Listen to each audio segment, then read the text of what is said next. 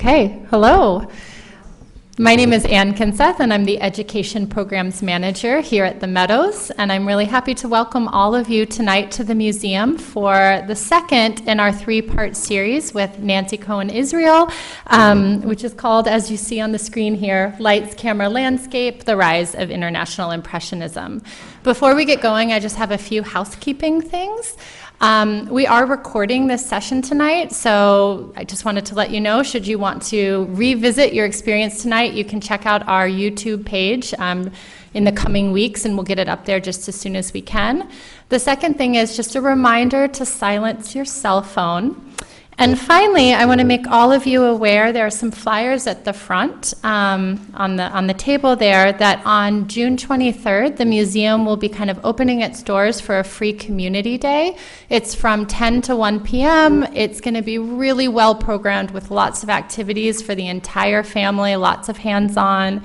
There'll be some free refreshments for those of you that are members who would like to become members. We're going to have kind of an exclusive members lounge, which we're calling a sandbar, because the whole day is about kind of celebrating a day at the beach with Fortuny. So we really hope to see you there and hope you'll kind of tell your friends. Yeah. You know, I wasn't here last week, but I am about 90, yes. Nancy is saying yes, so we're going to go with that. I believe we're going to record the whole series so you can all watch again. So with that, I'm going to go ahead and turn it over to Nancy to kind of take us on the second part of our journey.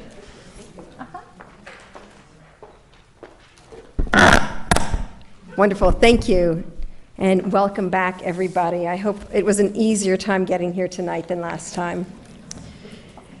So we're going to continue. Last time we went really up till 1840, and we're going to continue with this decade that was just so full of activity, revolution, new thoughts, new ideas, and of course that extended into art as well. It was a pivotal time throughout Europe. You can think of this time as the European Spring. Actually, I did read somewhere that they called it the European Spring. There were revolutions across the continent. There were social upheavals. It was the end of feudalism.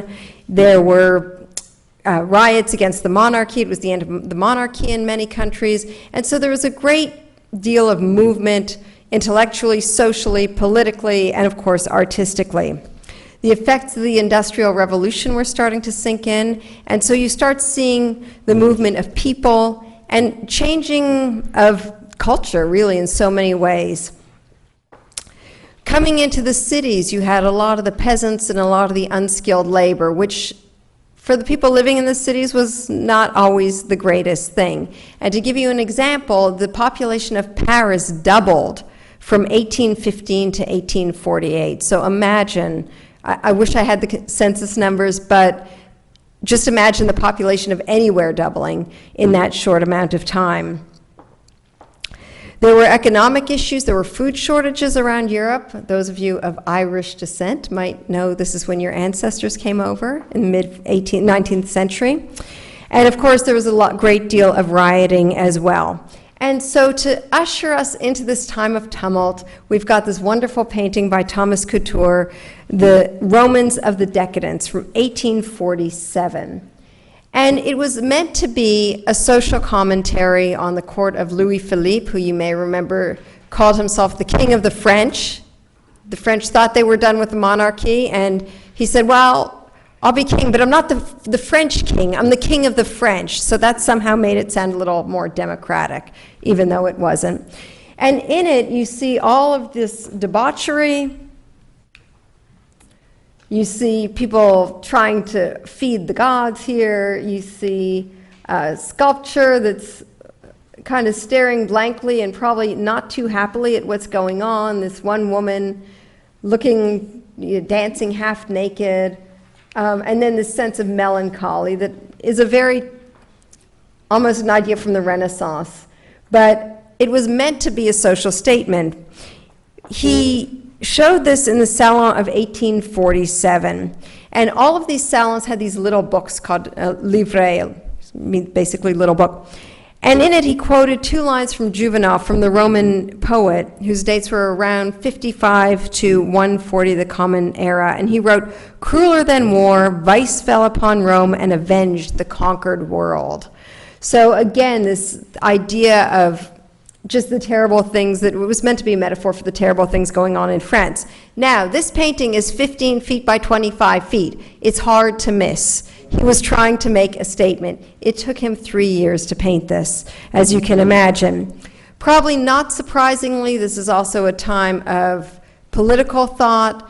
So democracy was on the march, but so was communism and so was socialism. And around the same time as the next revolution we'll talk about in France, 1848, you had the publication of Marx and Engels' Communist Manifesto. And both of these events took place in February of 1848. And here you get a sense of what the next revolution looked like. At this time, in 1848, Louis-Philippe abdicates. He flees to England, which seems to be the country of choice for fleeing monarchs from France. He goes incognito, where he spends the rest of his days. And at this point, the Second Empire is established.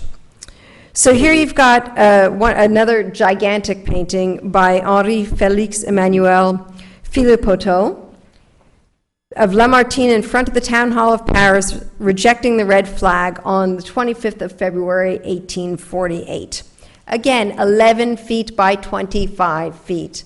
This is life size, more than life size. And in it, you get a sense of the toll that war has taken on Paris. So you've got literally places that are reduced to rubble, because this is going to be the time of the barricades, and we'll get to that in a moment. But you've got all of these dilapidated bricks everywhere, corpses, people noticing the corpses. Could be corpses of workers, it could be corpses of National Guardsmen, corpses of horses, a lot of destruction, a lot of looting. And here in the middle of it all, you've got Lamartine, who was a very interesting figure, Alphonse de Lamartine, who was a poet and he was a world traveler. And in this capacity, he was serving as the Minister of Foreign Affairs. And so he really had a hand in the creation of the Second Republic. And rejecting the red flag was this rejection of communism, of all of these workers saying, let's be a socialized state, let's let the workers unite. And he said, no, actually, let's still believe in the tricolore. Let's still believe in the flag of the revolution, of liberty, equality, and fraternity. And there's some wonderful passages in here. I like this, probably student and National Guardsmen linking hands together in this promise of finally getting rid of monarchy once and for all, because that was happening all across Europe, and they said yes. And as you may recall from last week, it's not the first time the French said yes, the monarchy is dead. And this was supposed to be the final death knell for it. In is elected by popular vote Louis Napoleon. And he is the nephew of Napoleon I, the original Napoleon. Fun fact for you, he is the youngest person elected president, which will actually be a double-edged sword in this case, until the election of Macron recently. He also has the dubious distinction, or the distinction anyway, of being the first French ruler to be photographed. And again, you may look at this and say, he might have been better off having somebody paint him and 19th century Photoshop him. But he looks like a very taciturn man. This photograph is by Gustave Courbet. It's from 1852. Small image to give you an idea of how much the French treasure it. It's in the permanent collection of the Museum of Modern Art in New York. So, not even there anymore.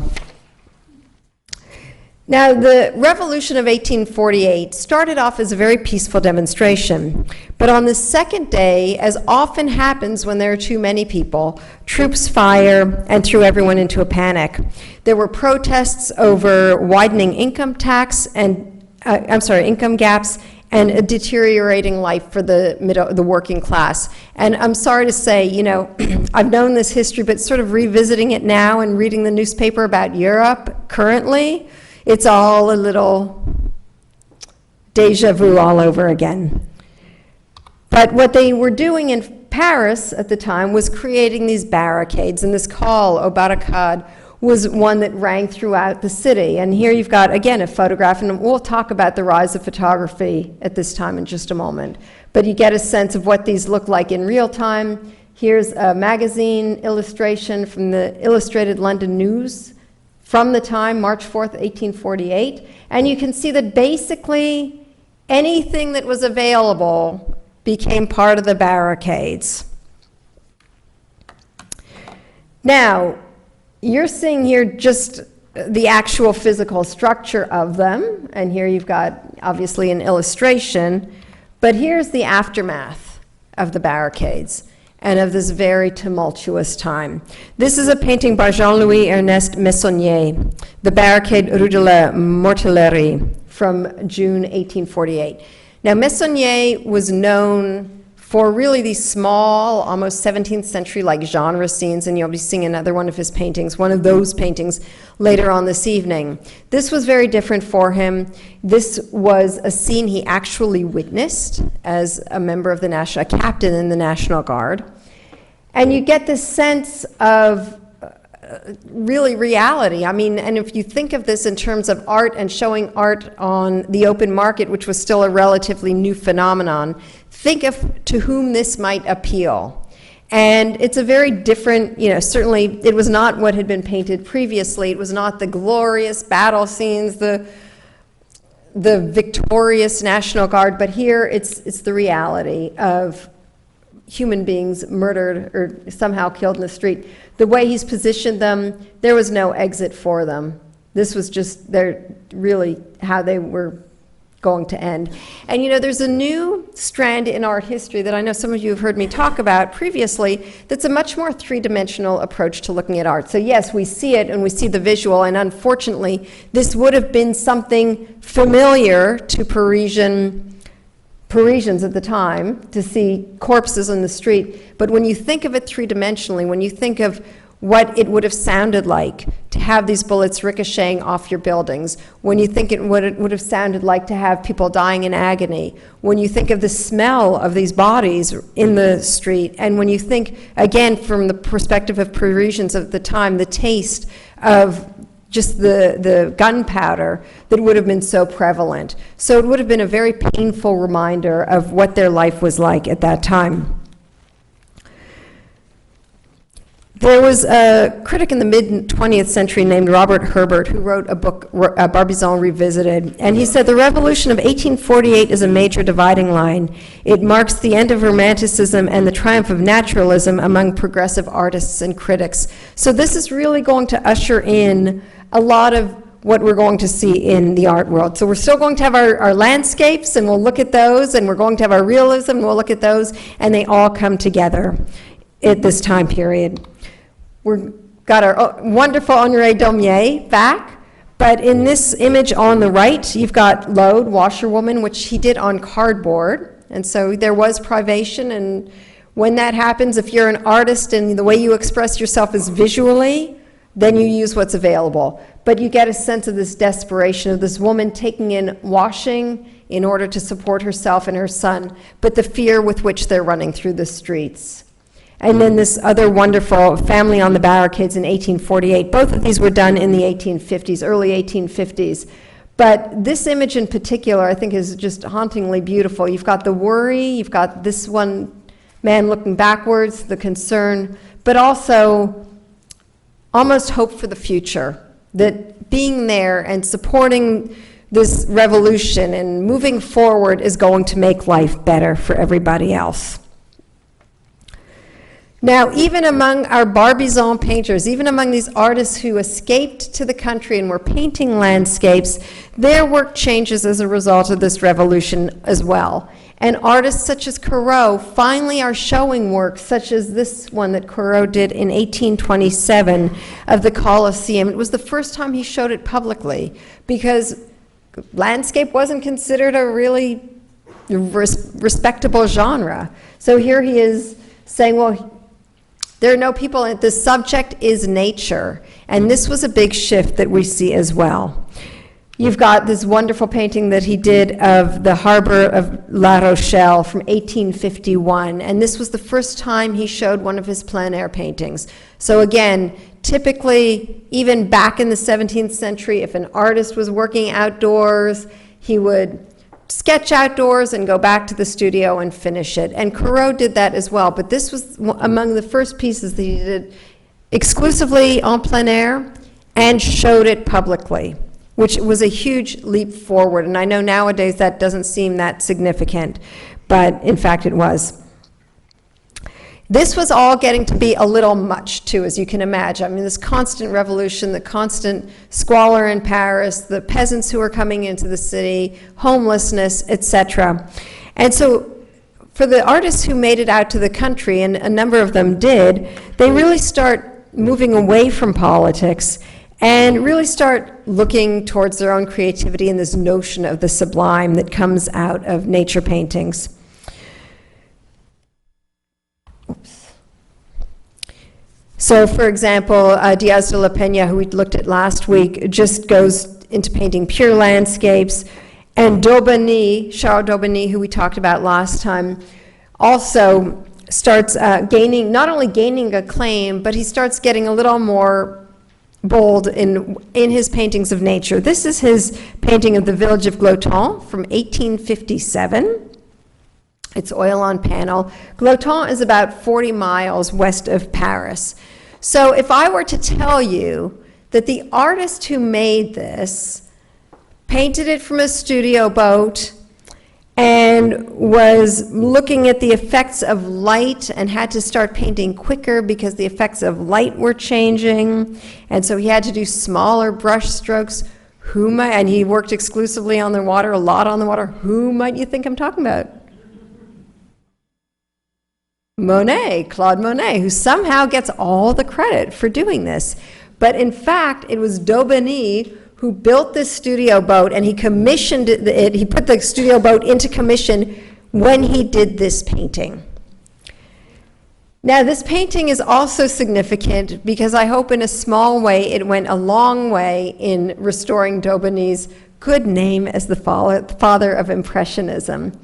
In 2016, there was an exhibition, Daubigny, Monet, Van Gogh, Impressions of Landscape, that was at the Tate Museum of Art in Cincinnati and then went on to the National Galleries of Scotland, as well as to the Van Gogh Museum in Amsterdam. Did anyone have a chance to see that? Okay. Well, the curator, a woman named Lynn Ambrosini, spent 15 years putting this exhibition together. It was a real labor of love, and she's at the Taft Museum in Cincinnati. And she realized she had an uphill battle when she went to her board of trustees and said, I need money to put on this Daubigny exhibition. And they gave her this blank stare and said, who? Never heard of him. And so she showed them this painting and told you everything I just told you, that he had built this studio boat, etc. And that he was really, truly, he, not Edouard Manet, was really the father of Impressionism. They finally acquiesced and said, okay, we'll let this exhibition come through.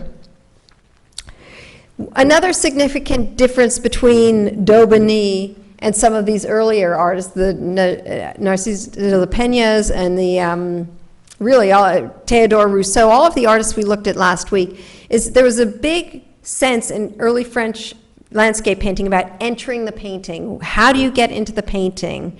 And I know when I was at worked at the DMA during the Curator Monet exhibition, we did that thing with kids. You know, if you were walking into this painting, where would you be walking? Talk about the forest. What would it be like, etc. Well, suddenly you've got a landscape painting, and if you're entering this painting, what's going to happen? You're going to be wading into it. And so this perspective of working straight from the water is a big move forward in landscape painting. The other effect that's starting to take place and change how art and artists are working, of course, is the beginning of photography. The beginning, this nascent art form, art technology came about in 1816 with the work of Nicephore Niepce. And he created this technique that you see here on the left of heliography, which was much more like a negative than a positive. So, and I mean negatives, if we all remember photography when we got negatives, right? So that kind of a negative that you see here. And this is the first known photograph. It's from 1826. It's actually at the Harry Ransom Center in Austin, one of the many treasures that they have. Niepce also worked with Louis Daguerre, and we tend to think of Daguerre and daguerreographs as really the earliest photography. So Niepce died in 1833, and Daguerre came out with this wonderful, considered first photograph in 1839. You might see these blurry figures here. It's because it needed a 10-minute exposure in order to render these images, have them come through. But this is on Boulevard du Temple at 8 a.m., completed in 1838. But it's probably not a surprise that, artists were early adopters of new technology, as they always are. And I don't know about any of you, but back in the day when I heard giclée prints were starting to come online, I was like, oh, you've got to be kidding me. I mean, that's not real art, that's a reproduction. But yet, you've seen all kinds of new things being done with iPhones, with computer graphics, computer-generated work, and the same is true with photography. So we don't think of the Impressionists and even 19th century artists using photography, but in fact they did.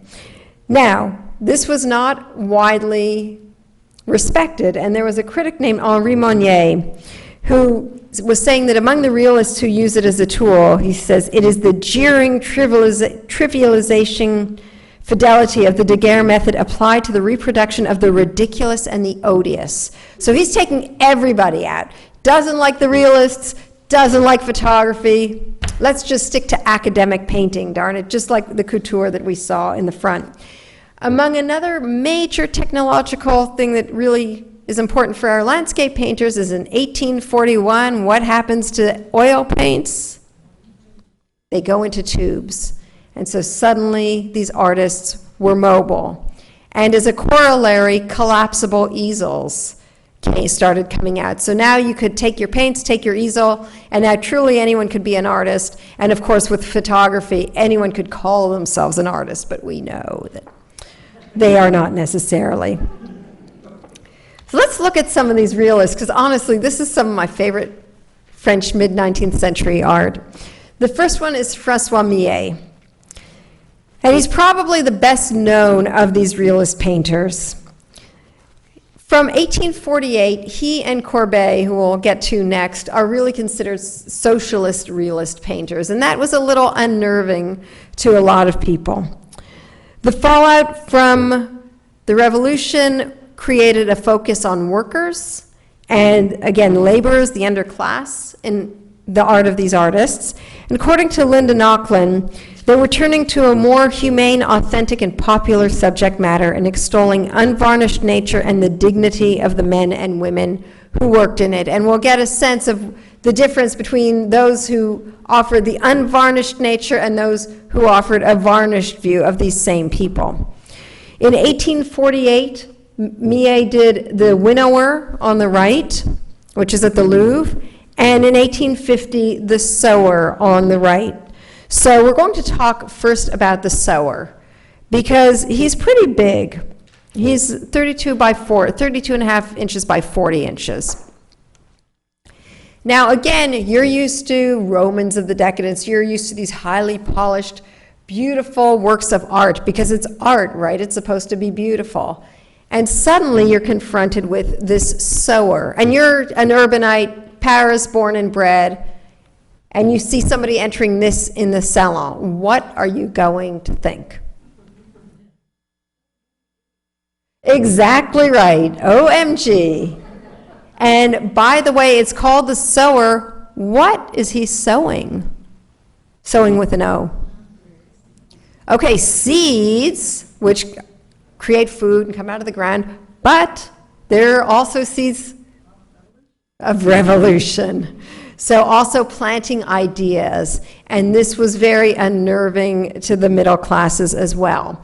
And with these realists, you start having artists who are truly rabble-rousers. And I don't know that Millet really wanted to be a complete rabble-rouser. He wanted to shake the cage a bit, but when we get to Courbet, you're going to see a true rabble-rouser.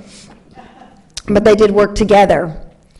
And so, again, the Parisians are looking at this and saying, you call this art?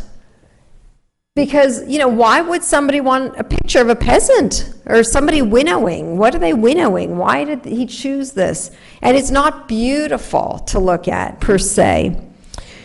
Now, what's interesting is that these paintings, these works were in the Salon of 1850. His work was also included in the Salon of 1853. You know who bought out Millet's works in the Salon of 1853? Americans. So somehow this image of workers and strong can-do resonated with an American audience more than it did with an urban Parisian audience. By 1849, so this, 1848, 1850, by this time Millet had already left Paris. He moved, actually in 1849, to Barbizon full-time with his wife and 9 kids. I believe they were escaping the cholera epidemic, yeah. And it gave him a great deal of peace to live in the country, as you can imagine. As he was going through, his work started getting less and less political, but still somewhat political. So this is his Gleaners, his iconic painting from 1857. And you can see these 3 peasant women gleaning. So if you're not familiar with gleaning, it's when you have access to whatever scraps are left behind. So here the big harvest is being done, and these 3 women have handfuls, scraps of wheat that they're collecting either to sell or to grind or to have for their own food. But you can see it's not much. This is not going to take them very far. Millet was also a fan of sculpture. And so you get this sculptural sense here, this strong, sturdy, of the earth people, that one contemporary critic called this the 3 fates of pauperism, which was not exactly a compliment. But he really wanted to bring light to the plight of the gleaners because the government was cracking down on them and saying how little they could glean. They were developing their farmland, the farmland all around them, so opportunities to glean were getting to be less and less, and so a lot of these people ended up starving, and that was what Millet was trying to bring and try to bring light to. One contemporary critic called him a rustic Michelangelo, because you've got these big, huge, these big hulking figures, very much the way Michelangelo did. Now, if you compare this, and this you get a true sense of what French peasantry looked like, really back-breaking labor. And if you compare this to a more academic painting, say by Jules Breton, The Return of the Gleaners, 2 years later, you can really start to understand the difference between what Millet was doing and what artists such as Breton were doing. This is a beautiful painting, and you could see having this. And if you had moved from the country to the city, maybe this would be a lovely reminder of those lovely, calm, bucolic days before the Revolution, when even gleaners had so much that they could take. Even though she's looking somewhat taciturn and you've got somewhat a sense of hard work, in general, you've got these women who really are doing quite well. I mean, it's not the major harvest, but they could probably live on this. And so that's what Millet was rubbing up against. And I think it's instructive to look at the 2 side by side to just get an idea of what there was, what was the accepted academic imagery, and what Millet was starting to do. Millet spent so long in the country that as the years went by, again, he was getting softer and softer, or less much of a firebrand. This is the Angelus from 1859 to 1860. And it reflects this interest in rural life. As rural life was quickly disappearing, there was this attempt to really chronicle it as much as possible. And the same thing was happening in art in this country. After we basically obliterated the native populations, there was this movement to create images of the noble savage in American art. And it was the same in French art, to see the noble peasant and this strong figure. You start seeing the demise of traditional farmland, and Millet was rubbing up against that too. He was speaking out against the evils of the Industrial Revolution, of the loss of traditional family farms, and really the evils of industrialism, which, you know, you can call it whatever you want it. In the 19th century it was industrialism, the 21st century it's globalization. So whatever it is that seems to be upsetting the traditional order of things always seems to come at some point in every generation.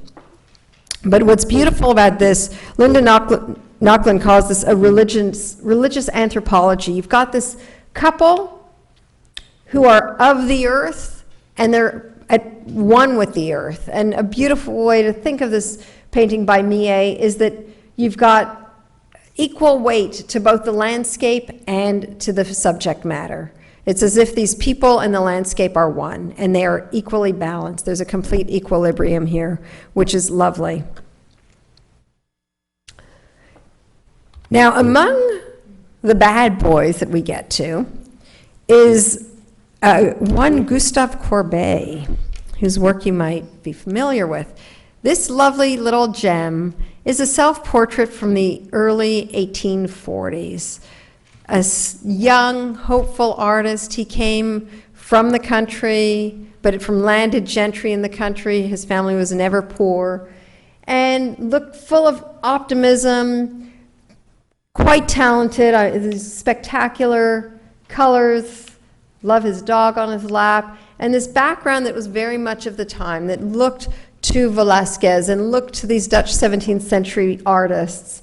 And there's this youthful optimism. Well, it didn't take long for that optimism to be shed somewhat. This is The Desperate Man. This one is about 3 years later. Believe it or not, what a difference 3 years can make. And in it, you see really this feeling of the time, of bewilderment, of confusion, of horror, terror, revulsion, concern. And I think he captures it so magnificently. Now, Courbet did another thing that we haven't seen until now. He signs his paintings in red, in this case in blood red. Anyone know why? So if his work happened to be selected by this salon, and if it ended up being hung in the Louvre, it would have been one of between 1,500 and 3,000 paintings to be exhibited in the salon. And if you're trying to cause some trouble, chances are good they're going to do what they call skying. They're going to sky it, so they're going to hang it on the top row. So the idea of salon style, of just a bunch of paintings all over the place, comes from this, from the salons. And so, again, the paintings that they said, okay, we'll take this, but we're not so sure. And if any of you have ever judged an art exhibition, you always have a couple you're like, Well, those ended up on the top tier. Now, if you've been to the Louvre, you know that those ceilings are, like 50 feet high. So how's anyone supposed to know who painted it if it's way up there? And so Courbet says, I'll paint them in red, I'll do my signature in red. And so everyone can see it. And that's really one of his hallmarks. And even Fox in the Snow that we have at the DMA, signed in red for that exact same reason. Now, Fox in the Snow is much tamer than this, but nonetheless, he always wanted to know that people would be able to recognize his work. One of the ones that also really created a stir, which is hard to imagine now, is the Stonebreakers from 1849. Now, if you look at this, what do you think? I mean, would it cause any of you consternation? What do you think of it?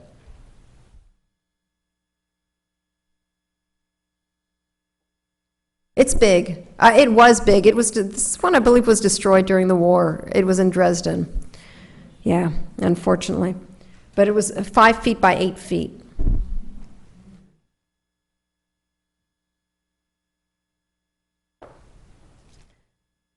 So it made quite a stir as well. And I think a lot of people were also quite speechless, like, what is this? not only do you have these stone breakers, I mean, talk about the most menial manual work there is, breaking stones. But look at this boy in tatters. And his father, his pants all stitched up. He's wearing the sabots, the wooden shoes of the country. And it's very deliberately meant to be a rural, I hate to use the expression, but in-your-face image of stone breakers, but the nobility of what they're doing. Even though they have this lowly job, they are still doing an honest day's work. Courbet was truly one of the first bad boy artists, and even though he came from landed gentry, he was certainly a man of means. He would walk around Paris like he came from the country, and he, talk with an accent. He was very affected, and he wanted to really show people, hey, I'm from the country too, and let me show you the people from the country, and you're too rarefied, and this is what life is really like for most people. There are a couple of Courbet paintings that are super racy and do not belong in a family museum, but you can Google them if you're so inclined. Origin of the World would be the title. It's quite graphic. The other one that just tore society apart, this was Burial at Ornans, around the same time from 1849 to 1850. So again, the ideas for this are percolating as a result of the Revolution of 1848. It's also gigantic. It's 10 feet by 21 feet. So it's huge. Now, if you look at this funeral, what's going on, what's not going on, how is it different from previous funerals, especially you fans of Spanish art, you may know from the past? The dog. So where's the dog? Front and center. What's he close to? It's completely linear. So society, rural society is all equal, which means even the church is on a par with the rest of the community. So there's no hierarchy. And if you think of the fabulous El Greco, the funeral of the Count of Borghese, where it's completely vertical, and this ascension, and you've got God the Father in the top, and the Count being lifted just beatifically. Yeah, that's not happening here, because what you have instead is this gaping hole. And so this in particular just riled Parisians at the time, because it was just so crass. It was just so undignified in many ways, and it was almost a statement of these undignified people, and that this funeral was just one more activity for the community to get together, but it lacked all of the solemnity that a funeral should have. You even have here the gravedigger, dressed nicely, but a gravedigger nonetheless. And it is very linear, done in a landscape, in this very sort of flat, atonal landscape, with people who you can actually make out. And so, you've got, yes, the women crying here, but you're not sure if they're truly crying for the deceased or they're just crying because that's what you do at a funeral. And so, again, this really kind of riled a lot of people. And then even, the cross-bearer here who's looking out at the audience, kind of like, okay, today we're at Madame's funeral, tomorrow we'll be at somebody else's funeral. But there was just no kind of the dignity that people usually associated with funerary art. Needless to say, there were a lot of people who hated this. It was considered a little too avant-garde, a little too progressive, and to give you an idea of what was sort of shockingly acceptable and accepted was the work of William Adolphe Bouguereau. This is his Bertha Venus. This is actually later. This is from 1879, but it gives you a sense of this academic school. And one of the things I love about these two paintings together is that I'm sure a lot of you, any of you who love contemporary art, have had people say to you, and I certainly have, working in the art world, I hate contemporary art, but I love the Impressionists. And they don't realize just how out there the Impressionists were. And with Bouguereau, it's the same sort of thing. Like, I hate that contemporary art stuff, but I love Bouguereau because it was safe and it was what people knew, and it was idealized, and it was beautiful, and it was fluffy. It is, isn't it? And what's also sort of subtext, and I'm meaning this in no political manner whatsoever, but Scott and I were talking about it before class, is this female nude that we're going to see over and over again in various permutations. It's like, how many ways can we paint a female nude and have it be politely a model or Venus or whatever it is, but it's still a female nude at the end of the day. Bouguereau actually was a Prix de Rome winner, and he did live at the Villa Medici for in the mid-1850s. And so a lot of this is taken from the Roman ruins that he was finding there. But what starts happening in 1848 and 1849 is there's an open jury. So suddenly, artists such as Courbet and Millet can show their work freely and know that it will be seen. And that's very different, because beginning in the 1830s, there's more and more discontent with the jury system and with how work is being selected, and more work is being rejected than is being accepted, and that becomes a problem too, of people saying, who are these jurors? I mean, they don't like anything. And that will culminate, as we'll see later this evening, in the Salon des Refusés in 1863. But first, we'll go back to politics for a little bit, because you've got the Second Republic, you've got Louis Napoleon, who's this president elected by popular vote. And when he decides to run for re-election in 1851, both the new constitution and the parliament say, no, you can't do that. So he just dissolves the National Assembly and says, that's fine, I'll be president for life.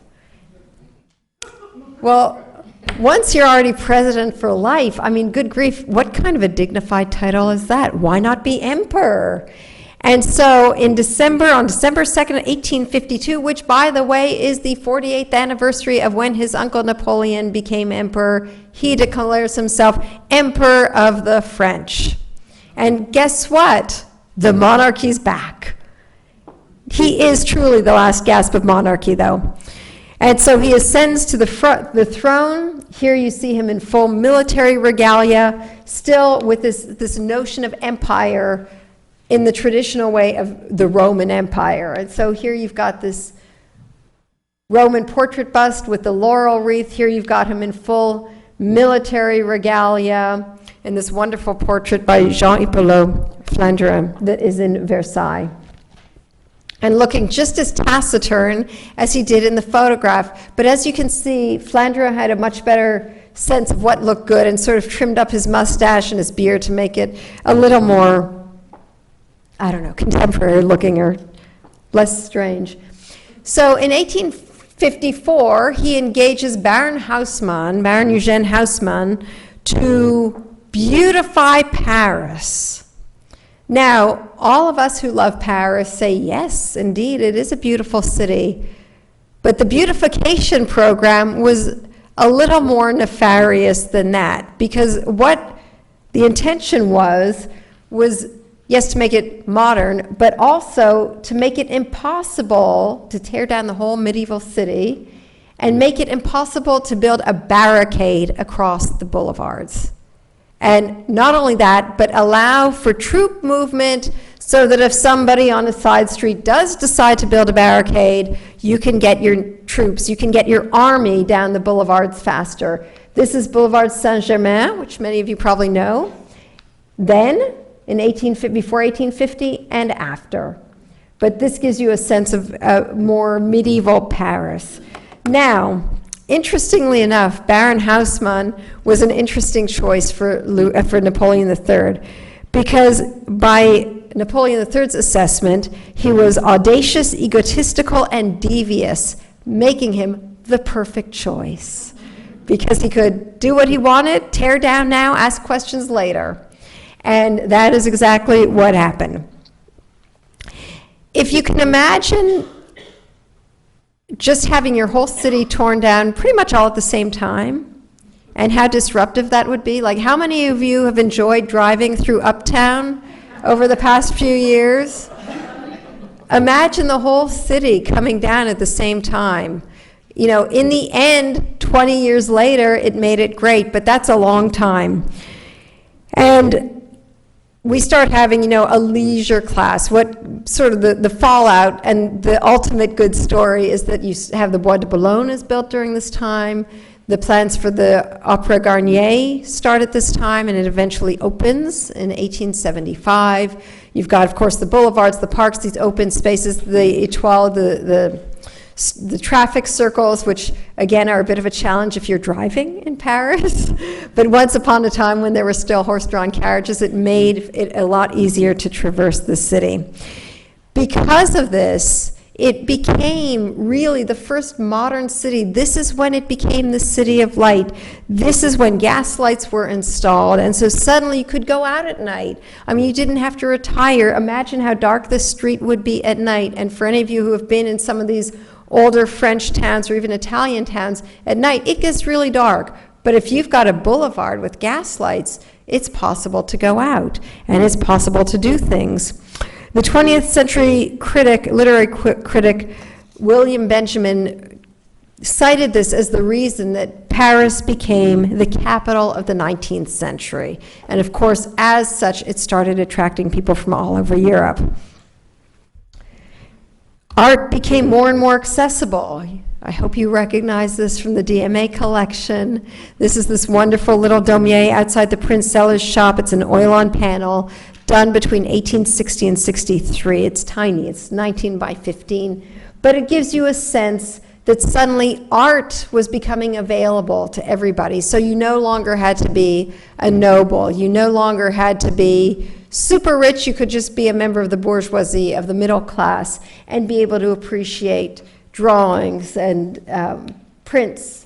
You've got this wonderful little gamin here. You're not quite sure if he's appreciating the drawings or appreciating the distracted viewers who might not notice their pockets being picked at the same time. But nonetheless, these outdoor stalls, which I think is really important because, we talk about the salons, and yes, that's where people were seeing art, but there were all of these exhibitions that were springing up all over the city in the Jardin de Luxembourg and all of these gardens where artists who were not being accepted into the salon were showing their work. And so a lot of the foreign artists who were coming to Paris were able to see the works of Millet and Corot and all of these artists outdoors. So that was great. Napoleon III was a wonderful supporter of the arts. At the time, actually prior to, right around the time of the Revolution of 1848, there were so many voices. There were, I think, 789 different political newspapers in France. There were over 400 art journals alone. Can you even imagine, in this era when Art News and Art in America have merged together, that there were so many people writing about art and talking about politics and talking about ideas? Well, Napoleon III shut them all down. So there was a complete suppression of the press, and there were no elections, obviously. But on the other hand, there was also a time of financial, social, and artistic prosperity. And believe it or not, it was Napoleon III, I'm sorry, I'm using his wrong title, the Emperor, who said, you know what, in 1863, don't bother with the official salon system, create your own salon. A salon des refusés, a salon of the refused, whose works have been refused by the official salon. And so among the work that was shown was James McNeill Whistler's Symphony in White No. 1, The White Girl.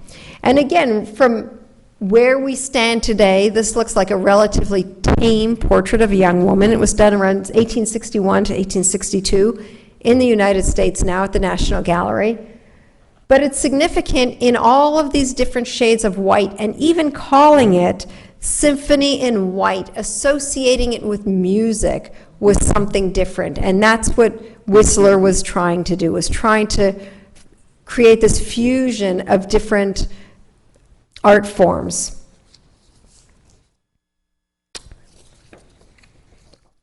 Another painter, French painter, who was showing work, of course, was Edouard Manet, who has for a long time been credited with being the father of Impressionism for reasons I've never entirely understood. Yes, he was friends with those painters, but he didn't really want much to do with them. And when they ultimately invited him to participate in their exhibition, their first exhibition a decade later in 1874, he said, no, thank you. But he did participate in this salon, and he's a really interesting individual because he came from the haute bourgeoisie, the upper classes. His father wanted him to be a lawyer. He said, that's okay, I'll go into the Navy, but he failed the naval exam twice, so that didn't work out too well for him. And he became this painter. This is his famous Déjeuner sur l'herbe, Luncheon on the Grass, which is currently in the Musée d'Orsay. It's 1862 to 63. What do you think people thought of this? Well, you probably know what people thought of this, but why the objections? What would be so objectionable? The nudity, and right, so you've got these two women who are actually the same woman, but sitting on the grass, this one completely naked, with these two gentlemen who are completely clothed. And to make matters worse, she's just staring out at you like, yeah? What are you going to make of it? To make matters even worse than that, everyone knew this model. She modeled for Manet a lot. Her name was Victorine Mudal. And there she was at the opening. And so I have to say, I don't know about all of you, but if I was in an exhibition and there was a nude on the walls and then that person was right there in the gallery with you, that is a little awkward. So there she was. Here she is just kind of giving you the eye, like she's not even pretending to be Venus or anybody. She's just sitting on the grass.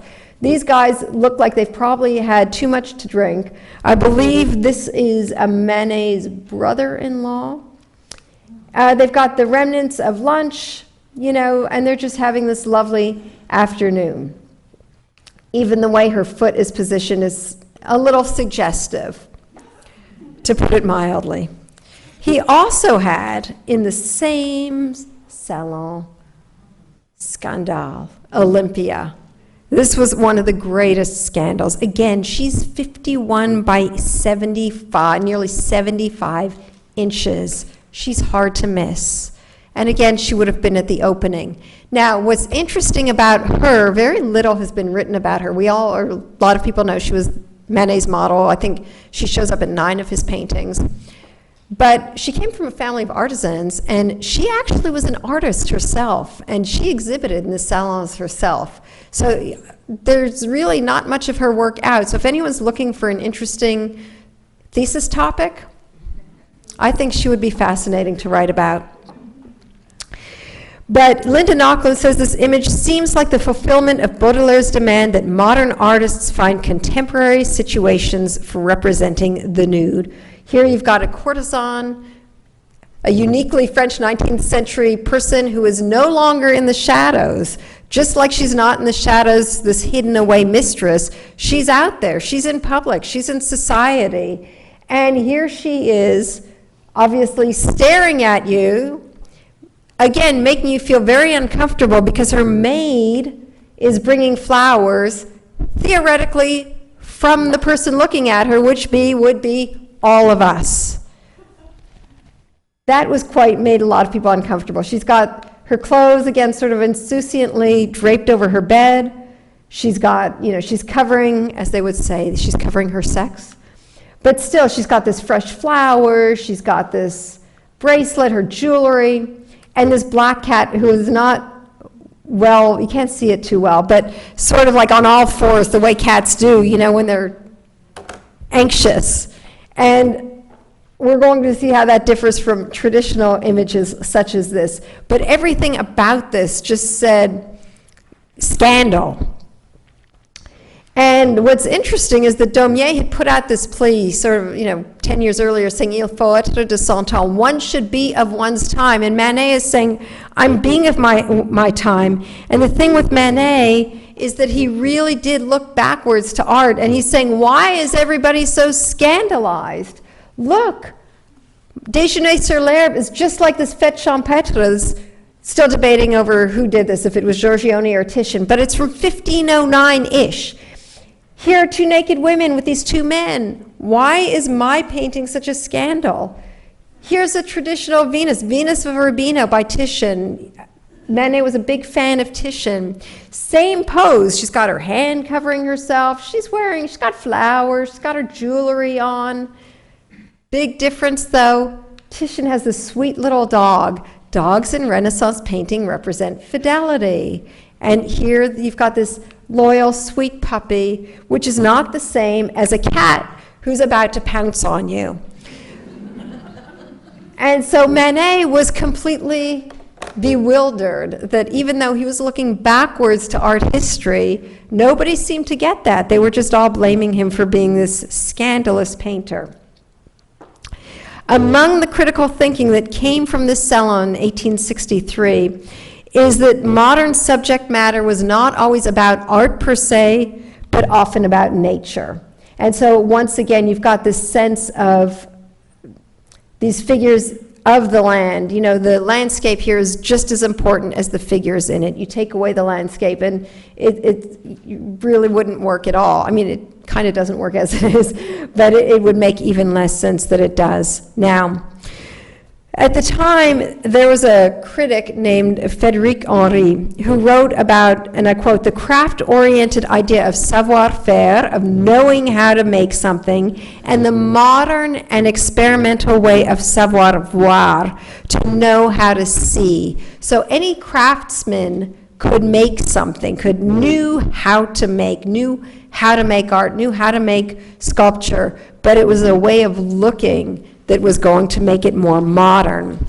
This idea of these modern concepts, Rick Bertel writes in the opening to the Curator Monet, it talks about the advances in biology, the theory of perception, the physics of light, and the related introduction of photography. So ways of seeing were new, and they were being looked at in a modern way.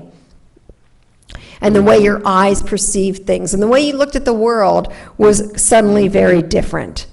These theories of the differences in art and science really abounded during the 19th century. And artists such as Manet saw himself as a unifier in landscapes in particular.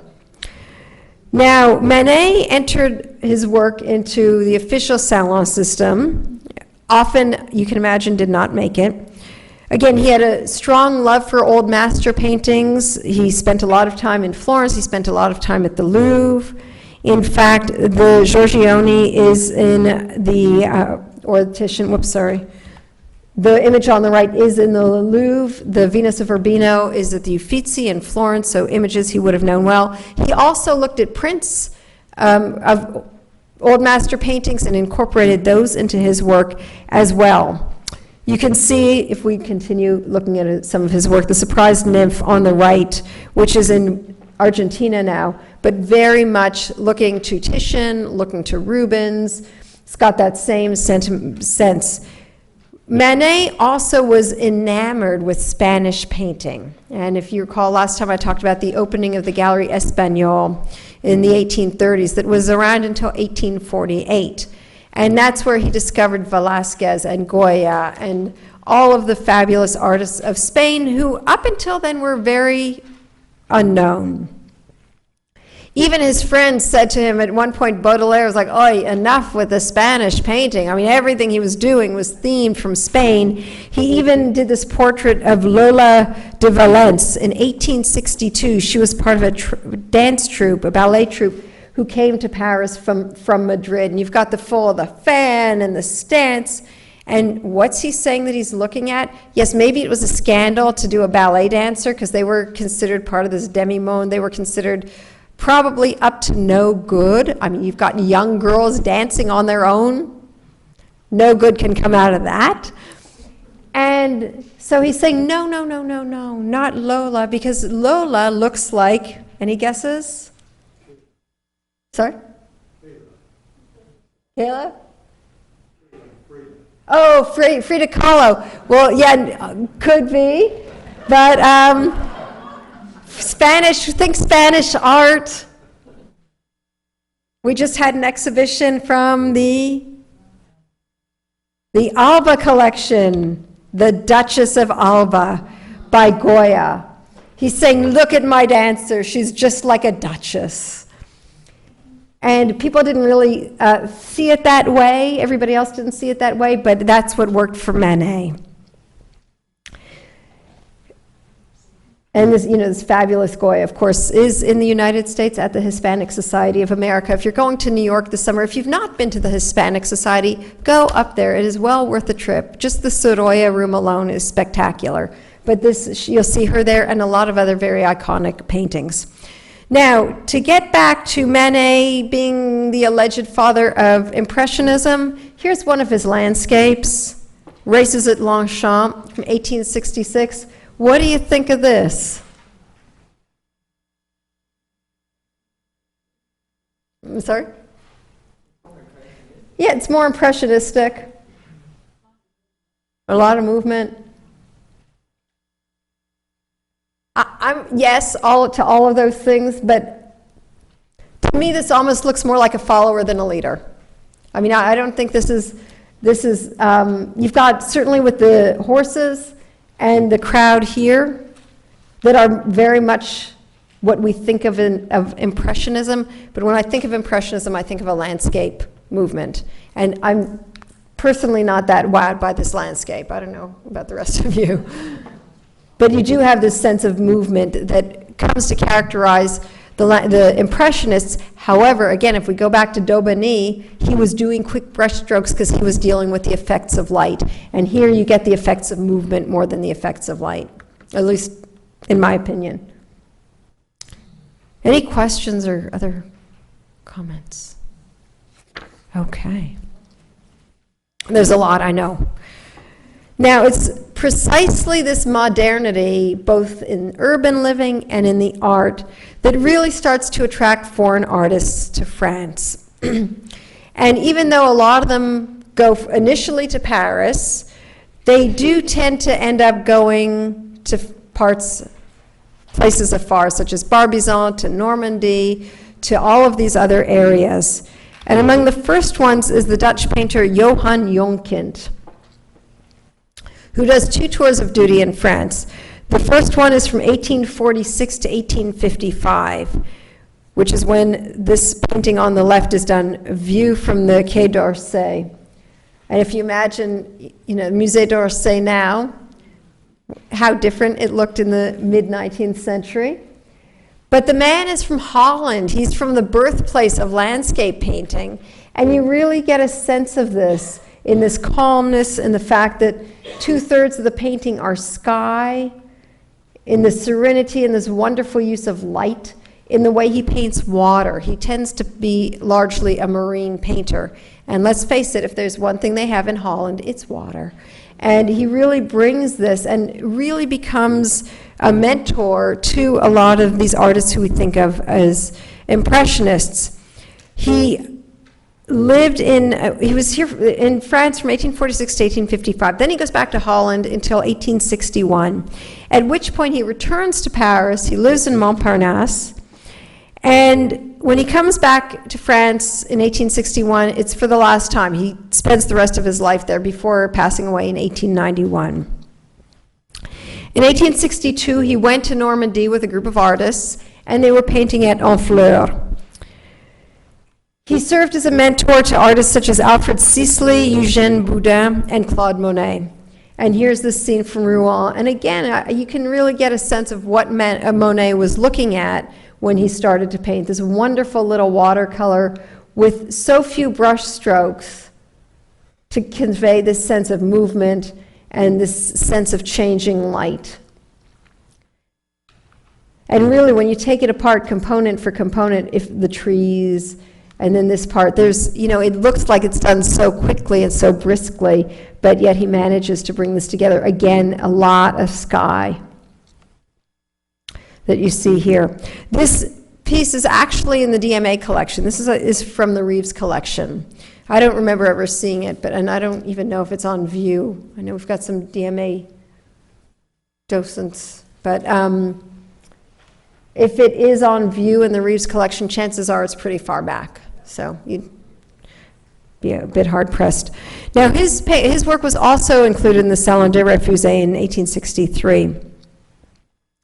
And even he, when the Impressionists were putting together their first exhibition in 1874, he was asked to join them, and he said, no, thank you. This is Fishing on the Estuary in 1877. And again, we've got full-fledged Impressionism at this point. But you get a sense that all of these artists were working one off the other. And again, you get the sense that he was painting on the water, and even here, these notions of perception and visuals and how people see things and how light affects how you see things comes through here. If you are one who loves academic painting and these very highly glossed, as we called them last time, licked surfaces, this is going to be really disrupting and disturbing to just have these almost blots of color. So you can imagine non-contemporary art lovers at the time would look at this and say, this guy can't paint, which again brings us back to the irony that Impressionism is as popular as it is today, because in its day it was not. Now I want to turn now to the Spanish artists who were working in Paris for several reasons, not the least of which is because we're at the Meadows Museum and because we've got the spectacular Fortuny that is now on view. There are actually two Fortunys now on view. And the choice of the artist just went up today, and you can, it's upstairs in the one of the side galleries. And also because this group of Spanish artists went to Paris in the 1860s and were working with all of these artists, these French artists, and there was this tremendous intermingling. So the first one I'll talk about is Martin Rico. I hope all of you had the opportunity, and I know the docents certainly did, to see the spectacular Martin Rico exhibition we had here 5 years ago already. If you're not familiar with Rico's work, I will tell you he is the most beautiful painter you've never heard of. And one of his paintings, the one that he did from Venice, is right outside. When you go out the doors here, you'll see it, and there's that little side gallery. It's right on the right. Go check it out if you don't know the work. It's really quite something. Rico, this is not Rico's work. Rico won a travel grant in 1861 from the Real Academia de Bellas Artes de San Fernando in Madrid. The grant was to go anywhere in Europe that he wanted. People previously who won it went to Rome because that's where artists go. He said, no, thank you, I'll go to Paris, which was radical because Paris was modern and Paris was new. But that's a really weird thing for a landscape painter to want to go to Paris. But he knew what was happening and he wanted to see it. He got there in 1862 during this tumultuous redevelopment. He did not love Paris immediately. He moved to the left bank on Rue de la Harpe, which was where a lot of other Spanish artists were living at the time, until one day, I think he had just left for breakfast, but the walls of his room caved in because they were tearing the building down to redevelop the city. So that could really have, profound effect on one's feeling of the place. But he did move to the right bank, and he spent a good deal of time there. He wandered through the Louvre. He spent a lot of time looking at contemporary art.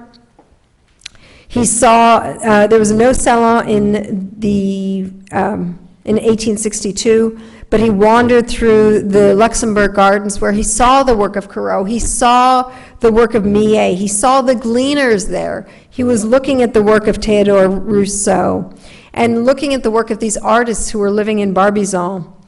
And, he actually eventually met them, and they talked about how much they enjoyed living in the country and how peaceful it was, and the fact that they had just both moved there with the Revolution of 1848. They moved there permanently. Rousseau, in particular, as we talked about last time, was called the forest man. He just loved to be in the forest. He was very unhappy with the development. He was very unhappy with how things were being destroyed, and he implored Napoleon III to do something about it. And Napoleon III, to his credit, actually did, and established the forest of Fontainebleau as a public preserve, which are the reasons we still have it today. But Rico really liked the realism, not only of some of what these landscape artists were doing, but the realism of Meissonier and how he painted atmosphere. So he was really creating this fusion of everything that was happening and everything that was new in France at the time. Rico has this circuitous time in France. He ends up going actually to Switzerland for a while. He goes to London for a while.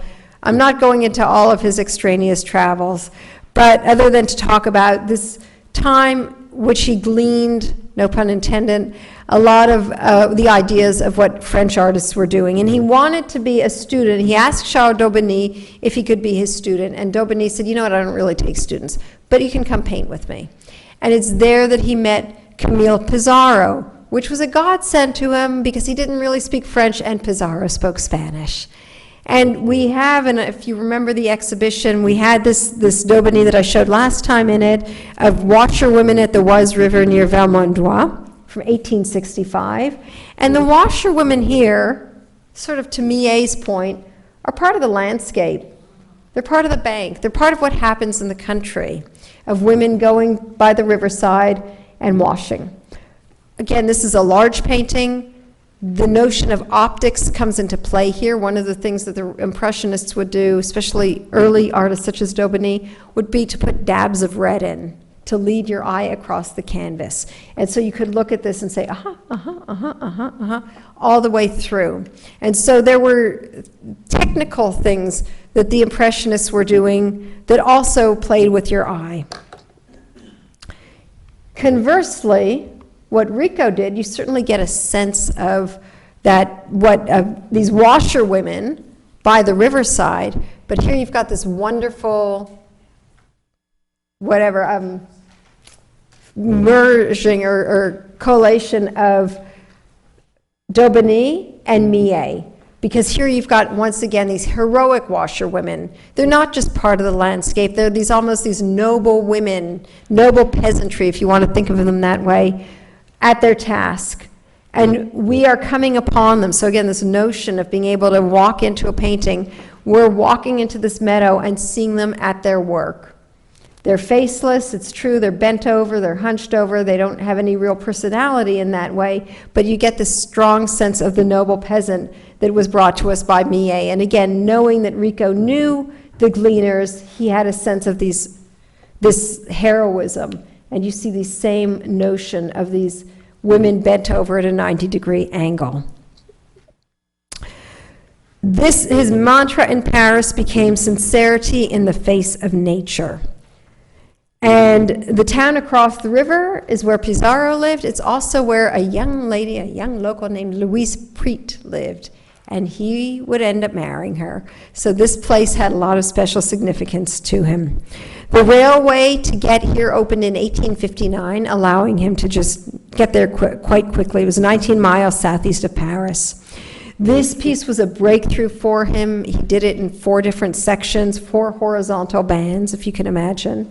So you had like 1, 2, 3, 4.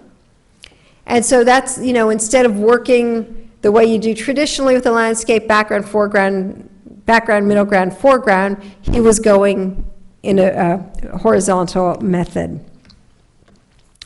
Rico also participated in the Salon des Refusés.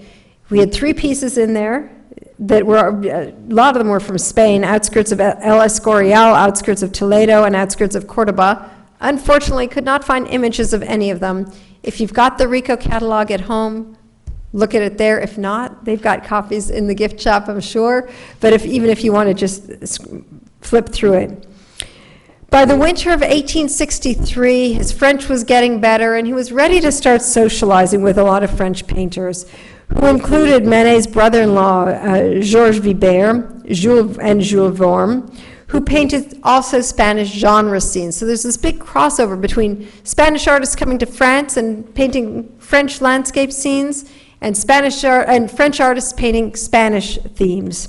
They met most evenings at Café de Mulhouse on the Boulevard Montmartre. So these artists who had gone to Barbizon last time, I talked about not being café society. That was not true necessarily for the artists who were in Paris. In 1867, the travel grant runs out, and suddenly Rico finds himself in Paris with no money. And so he starts turning to wood engravings. He starts doing anything he can to make some money. He does these indoor genre scenes, which his friends were finding success doing, but he wasn't that crazy, and they bored him. He also would go to Fortuni's studio, so Mariano Fortuny, who was one of the artists he met there, and he would make small watercolors. He and Fortuny start traveling together. Well, I should back up and say, at the time, there was this wonderful little group of Spanish artists who were living in France. You had Zamacois and Raimundo de Madrazo, and they all, they stuck together because they all spoke language and they came from similar backgrounds. They meet around the same time, in 1867, an American collector named William Hood Stewart, which was very, very fortuitous for all of them, because Stewart was an American who had made his fortune in sugar in Cuba, which meant he was fluent in Spanish. And he really paved the way for them in so many ways. He became a big patron of Martin Rico's, as well as Raimundo de Madrazo, Zamacois, and Fortuny, and he ended up being Rico's guardian angel and buying his work on spec and saying, yes, not only will I buy this, I'll buy 2 of these watercolors, I'll buy your paintings, but introducing his work to other American patrons. Here's a painting, one of Rico's paintings that Stewart bought on the Seine River. This is a small piece, but you get this magnificent sense. Look how he handles water. And this is at the Met in New York, so it's stateside. It's exquisite, just this incredible sheen. I think this was one of my favorite pieces in the exhibition. It was just so lovely. He enters watercolors into the Salon of 1870, and both of which, they're not this one, but had to be borrowed back from William Stewart. So William Stewart is, it's all very altruistic, but he's picking the best work for himself as well, which is incredibly fortuitous for him. The French critics loved Rico's work. So again, when we think of Rico, you tend to think of these Spanish artists as sort of being other and peripheral and not really accepted and kind of hangers-on, but in fact they were not. They were very well respected and well regarded by the French critics as well. In 1870, Rico spends his summer in Bougival. You may know the name because the summer before, another French artist, Claude Monet, did his scène at Bougival that you see here, which is at the Courier Museum. This was in the Curator Monet exhibition. I know it was a really long time ago. It was in 1991. It was like an eternity ago, but it's spectacular. But I think so was Martin Rico's painting. This is in a private collection.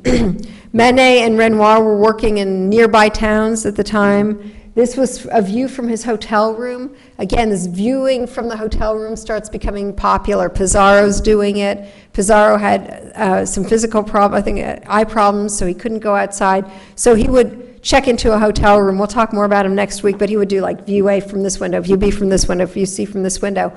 And so this notion of looking out a window and painting a landscape is something that's increasingly common. And you get this sense, again, if you were to try to enter this landscape, you would be really like jumping off a building to get into the water here.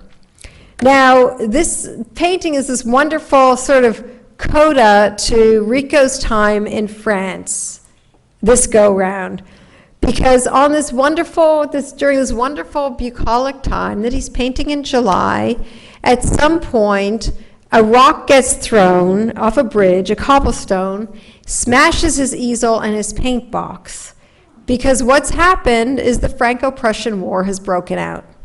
And so he rushes back to Paris and packs up.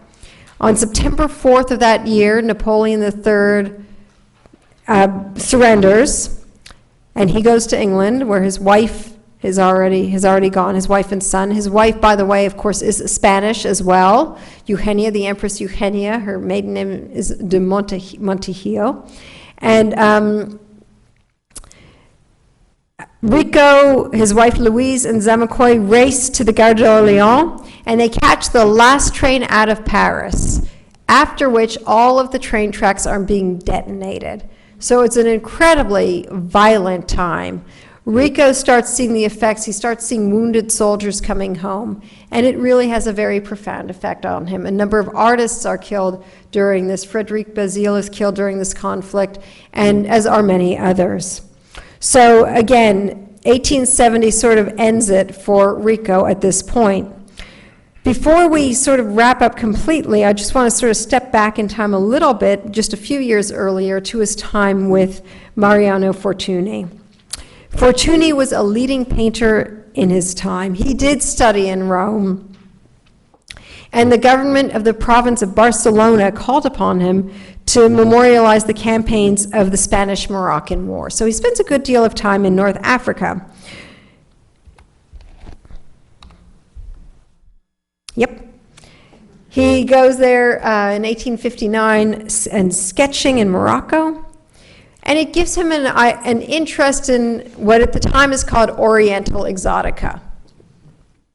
Once again, we're back to these news, like, what excuse can I do to paint a naked lady? And here you've got this odalisque from 1861. It's oil on cardboard.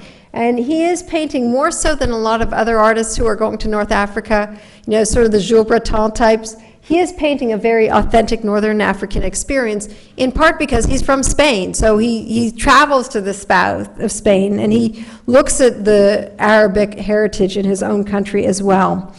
Late 19th century art historian Richard Munter wrote that about his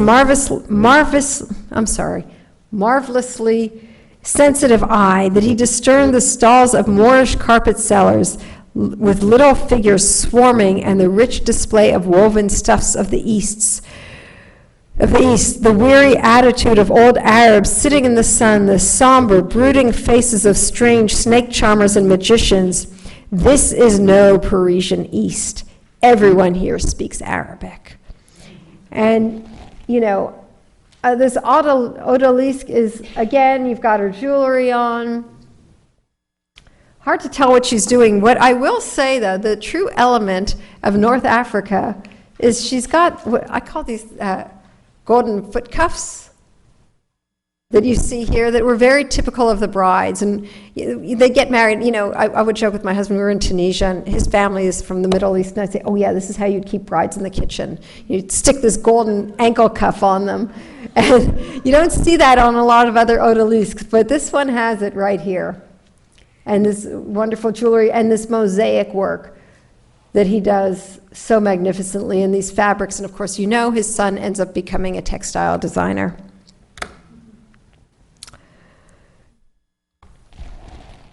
More work that with what, you know, traditionally has been called an Oriental theme.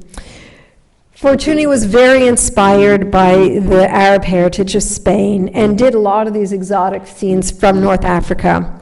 He painted this Arab fantasy on the right while he was in Rome. You know, he'd studied in Rome, he'd go back to Rome periodically. He loved Rome. He actually got Rico to go to Rome with him. Rico did not love Rome, but Fortuny really worked hard to show him what it was like.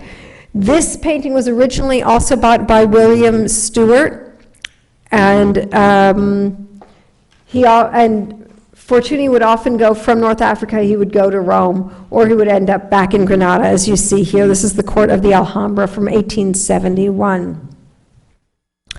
At the time, around this time, the French painter Henri Renaud wrote about Fortuny, "He is master of us all. Fortuny makes me pale with fear. What color, what charm, what drawing."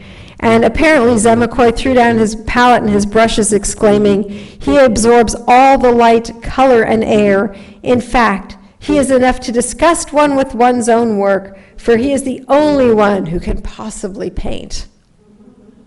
So again, for an artist who's kind of been lost, I mean, Fortuny, yes, a lot of people know Fortuny, but they don't know Fortuny the way they know Monet or Cézanne or Manet.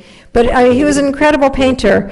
In this painting, again, he wanted to explore the Arab heritage of Spain, and so he calls Rico. He says to Rico, come on, we're going to Granada. And the two paint there. They travel together extensively and they paint there together. Rico used Fortunni's studio at night, and they had a profound effect on each other's work, as we'll see. In 1871, again, on this fateful trip, they have this wonderful time. Rico and his wife go. They meet Fortuny and his wife, Cecilia de Madrazo, who's part of the same Madrazo family of artists. And they have lots of visitors. The family comes, there are a lot of artists, and a lot of collectors are coming as well. And what's interesting is, just like the French countryside is starting to disappear, they're noticing the disappearance of Arab culture in Spain. And so their attempt with all of these works was really to capture this feeling of what was rapidly disappearing.